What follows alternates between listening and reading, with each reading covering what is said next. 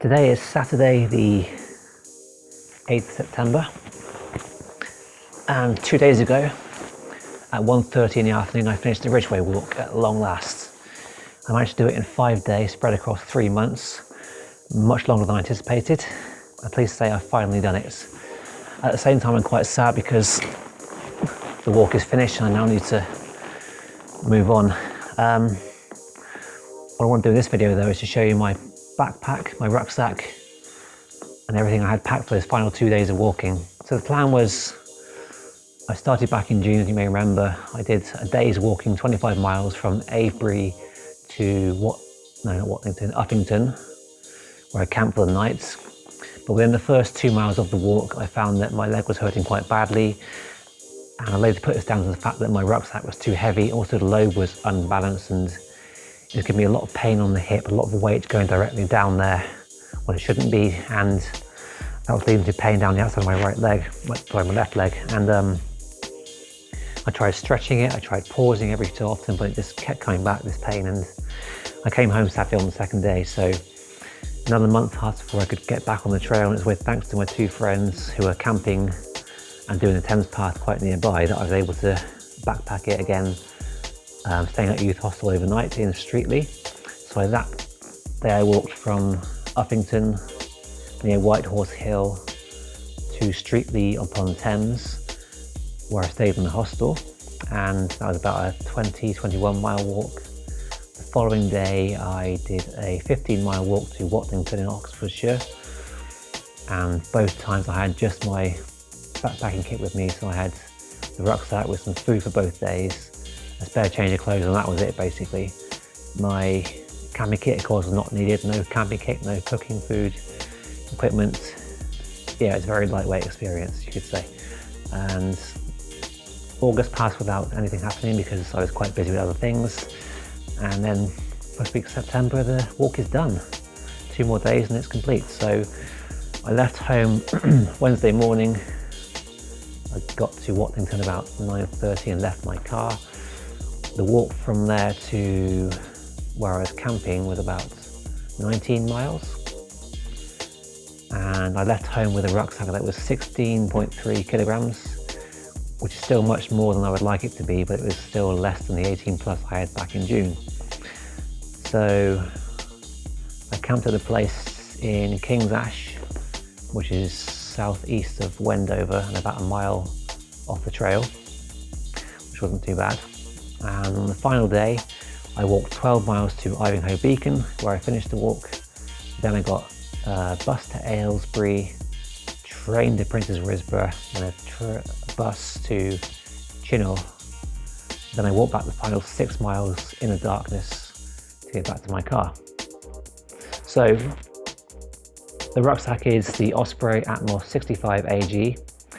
One of the biggest changes I made straight away to try and reduce weight and carry less crap was to take off the removable top lid brain thing, you might call it. So that's not on here.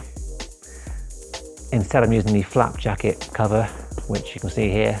I still use that to carry stuff underneath as well, like my rain cover here. So there's the rain cover. That's one item I took with me. You could argue it wasn't necessary. In fact, it was mostly a dry week this last week. I ended up using this on the final 2-hour stretch walking back to the car because it was raining, and also I was following the roads for a little bit and I had it as a kind of visual aid for safety so cars could see me coming onwards. I mean, it weighs, I'm not sure how much it weighs, but I could easily leave that behind and not take it in a future event if I'm confident the weather will be dry.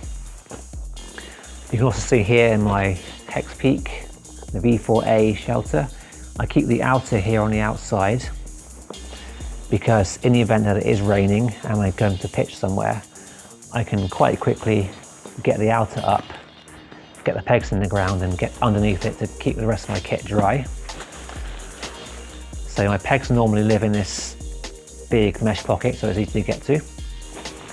The shelter itself is what I'm still experimenting with. I'm still struggling with the inner, getting it set right, but with some more practice and maybe a few refinements I can get where I want to be with that, and it's ideal for its lightweight.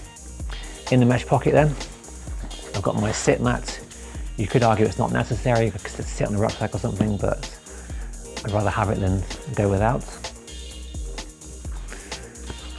In this dry bag I have a couple of books. One is the Cicero National Trail Guide, which I'd read the night before doing a certain walk. And the other book is something I normally read in the evenings in the campsite, but I didn't bother this time, so I could potentially leave that behind. I'm going to put that for now in this box over here. No hard feelings, Simon and Garfield. It's not your fault. Controversial one, I have a Tyvek ground sheets. Well, it's like a vapor barrier used in construction work. I placed that beneath my new sleeping mat because I was worried it might get punctured or something. And actually it was fine, but I had it just in case. It's also used to water-hetched heat because the inner shelter is only covering half the floor space and there's no ground sheet for the rest of it. So if it is wet and I'm camping somewhere, I can put this down on the ground and kneel on it to keep my legs dry. So it's lightweight, it folds down, it's, you know, I may as well carry it. This was my map of choice again. It's the Harvey's waterproof map, lightweight. It's fine, yep, that stays. Something new I bought recently, thanks to Robin Wallace for the recommendation. This is a product from IKEA, it's called Stop. Excuse my Swedish, it's S-T-O-P-P-E. It's about £2.50 for a full length of it. And it's used to prevent carpets and mats from sliding on laminate flooring. The idea with this was I could put it between my sleeping bag and my sleeping mat and stop the two from sliding apart, which does happen in the night time normally. And this occasion it worked great. And again, it's lightweight, it folds down pretty well. I can roll it up, stuff it somewhere. This is only, I have trimmed it down the sides. It's only a 3/4 length, so it's not the full 6 foot that you'd expect with a normal mat. It's a bit narrow as well, but it's fine for what I needed. So that stays.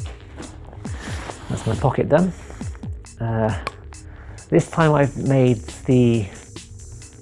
use of the full capacity of this pack. So the divider inside here between the sleeping bag compartment and the main pack has been detached. So I've got the full height of capacity in here to use.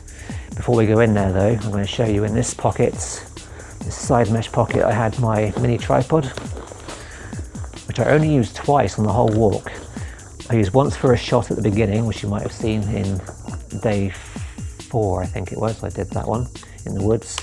And once at the very end, doing my kind of celebratory position and pose on Ivanhoe Beacon. So I may not take it in the future, I'm not sure. It's not massively heavy, but it's a bit awkward to pack for its size and shape, and the fact that it does this, it's debatable.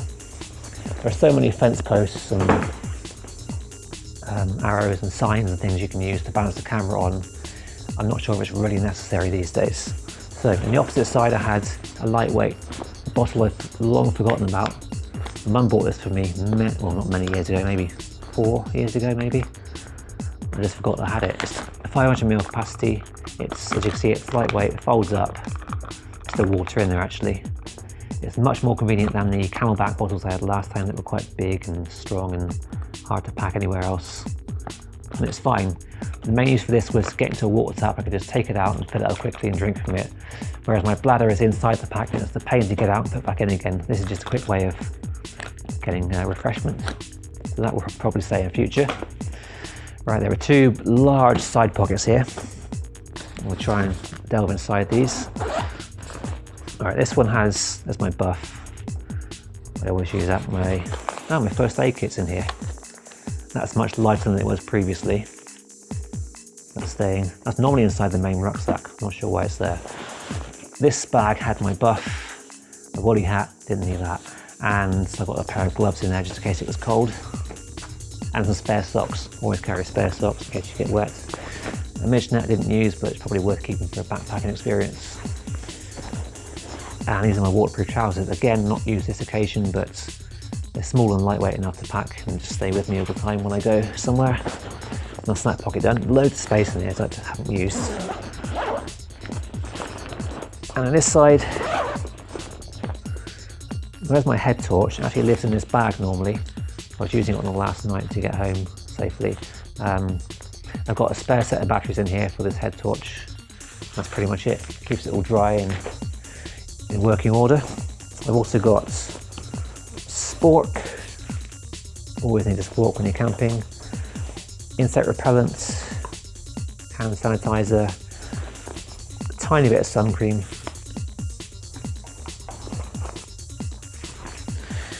There's like 3 or 4 energy tablets in here. I put in my water to give me electrolytes and energy when doing a long walk. Spare Velcro strap, probably don't need that. Earplugs, I couldn't find those. There they are. Had a very disturbed night's sleep. I wear glasses, so I carry a spare pair with me just for the sake of well-being in my mind, in case they break these ones. And a tennis ball. That's because I get foot pain, arch pain, and I use it to massage my foot, basically. That's why I carry it currently. Hopefully I'm going to see a podiatrist soon and get some help and find out what's actually causing the arch pain, because it's not very nice. And I get it on days when I'm doing nothing as well, and just sat at home and get up the next morning and my foot's hurting. So, 2 more pockets to show you. But I've got some carabiners on the front here I don't really use, I don't really need, so I'm going to take that off and put it in the box. Maybe a few grams there. In the hip belt pockets, can you hear that? This side I have wine gums, and it's not an empty bag. Okay, have that in a minute. Also my compass lives in there, that's essential. And on this side, normally got my camera in it, which I've got set up with a tripod. The camera I use is an Olympus Stylus TG4. It's waterproof, it's a simple point and shoot camera. Pretty good with photos, very waterproof and durable. But a bit shit with doing videos because the sound quality is awful. It picks up too much of the noise from the camera lens. It's got this autofocus you can't turn off. And it's just constantly going on and on outside. That's why you see a lot of music on my videos. And why I'm doing this with a lav mic, it's narration. So, I mentioned the squeaking just now. If you can hear that, it's something I'm concerned about, and one of several reasons I'm going to sell this pack. I might do a separate video on why I'm going to sell that pack another time. The other reason, of course, is that it's 65 litres and I don't need 65 litres, as I'll explain shortly. So, into the main compartments. Got my waterproof jacket near the top. I always carry that. I did wear it on the last day. It's also a thermal layer. This red bag has my camera spares in here. I've got a power bank, which will recharge my phone 2.5 times if I need to, or 1 charge with the camera, 1 charge with the phone, but that was fine. I've got 1 spare battery for my camera, which, to be honest, these batteries are really good on this camera. That one there now lasted me for both days of my last walk. I did a lot of filming and a lot of video, photograph work as well. I've also got in here my cheap action camera, which is that size. I didn't use it once, so I'm going to take that out and put it in the box as a possible weight saving. I would like in future though to buy an actual GoPro, because I think they're more convenient for this sort of work and filming. I've also got in here 1 lead for my phone and another lead for my camera for recharging them, which again is quite important for anyone who does films and photography. So they're all staying, that's fine. Right, this is my lunchbox. It's an aluminium box made by SIG, a Swiss company. Not essential. The reason I carry this was because I was doing a 2-day walk and super glue in there, okay. Don't know why that's there. Yeah, I had sandwiches with me, flapjacks, to keep them from getting broken up. And I thought for 2 days I might as well just carry it with me. It's a little bit heavy, I suppose, but it's, you know, it was 2 days of walking instead of 5. I had some fruit as well with me, which I wouldn't normally carry, but yeah. For this one-off occasion I carried that, and normally it'd all be in a dry bag. I just pick at it and put it in pockets and stuff for each day's rationing.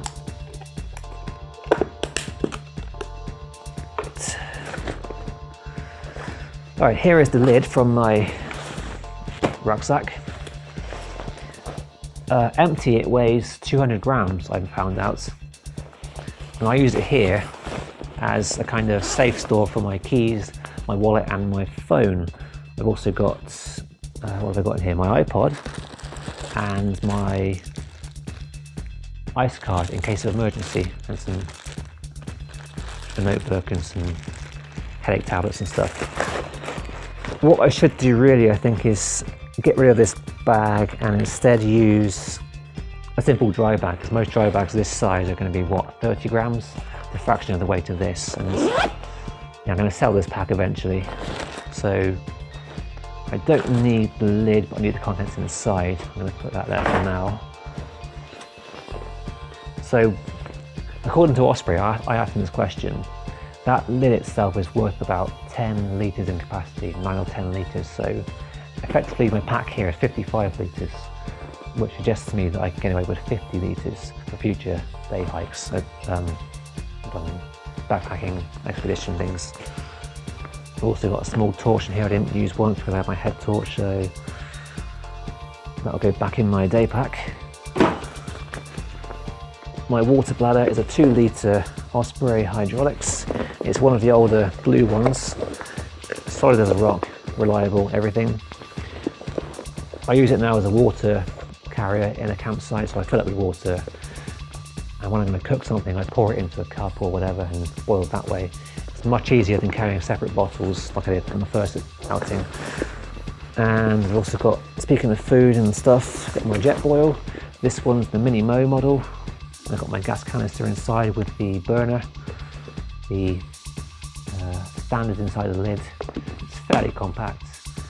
I've noticed quite recently though that Jetboil now sell the Micro Mo, which is 200 ml smaller in capacity.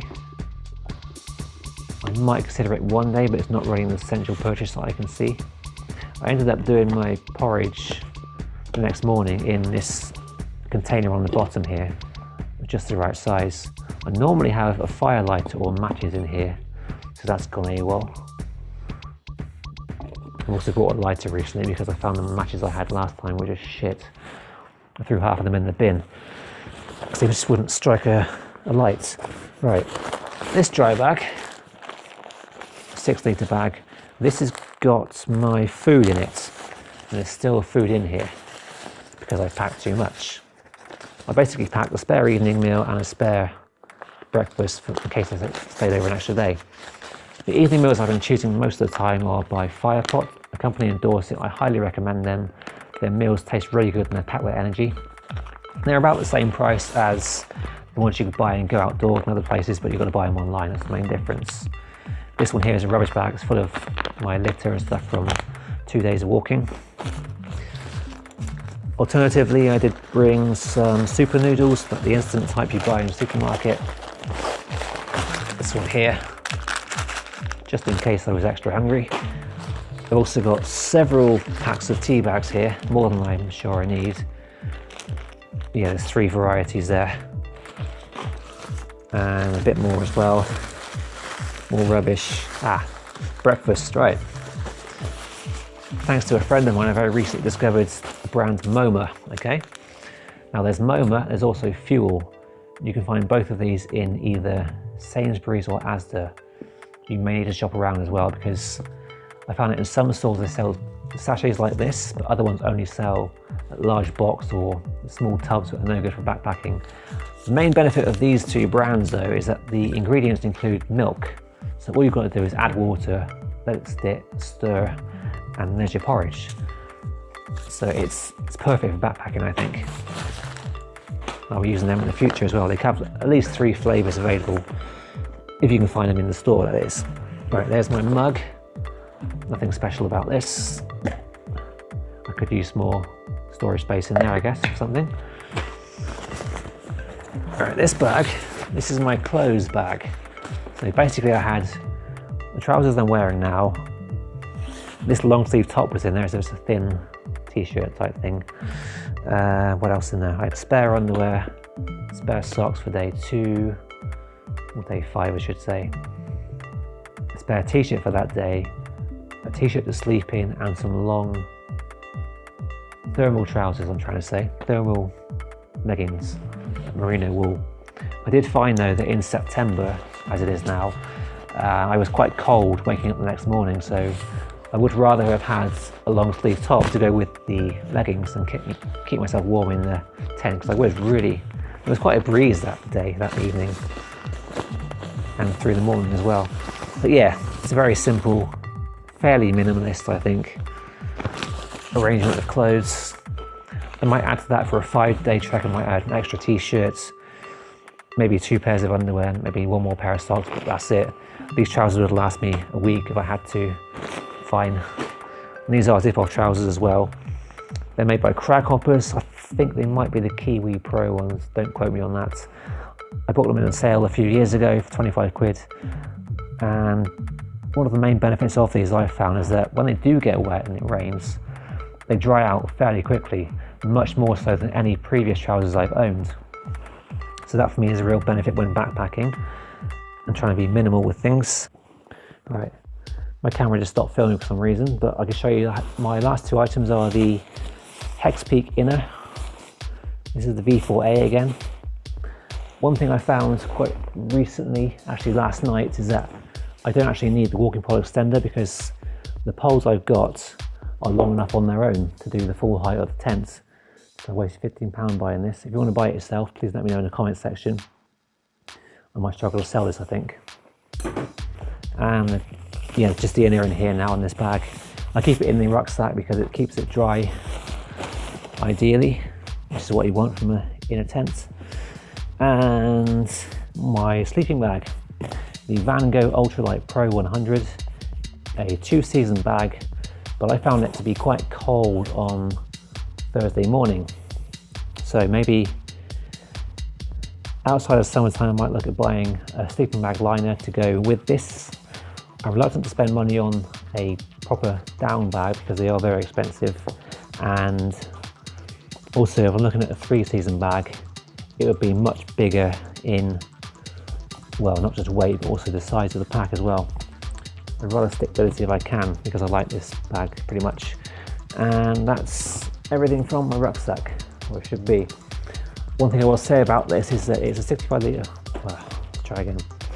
One thing I will say about this is that the base weight of this pack is, well, according to Osprey it's 2.2 kilograms, but according to my scales it's 2.4 kilograms. So if I do what I intend to do and sell this pack and buy one I'm looking at, which is the 50 litre pack, then I could save a good 900 grams just from buying a new pack, which sounds very good to me, of course. So I might do a separate video showing you why I'm going to sell this pack and things I don't like about it, but I am looking to sell definitely because it's bigger than I need, and that's one of the main issues really. If you want to buy it yourself, if you're interested, please leave a comment below, let me know, or find a way to message me privately and we'll talk about money. I've got a price in mind for it. I only bought it last summer, but it's in great condition. It's hardly been used. It's very well made and strong. There's no damage to it. So please buy it. Somebody buy it. I want to sell it. Yeah, I think that's it otherwise. Thanks for watching this video. It's quite a long one, I'm sure, but I do appreciate your support. Any comments and feedback are always going to be welcome below. Please like, share, subscribe, all that good stuff, and I will see you again soon.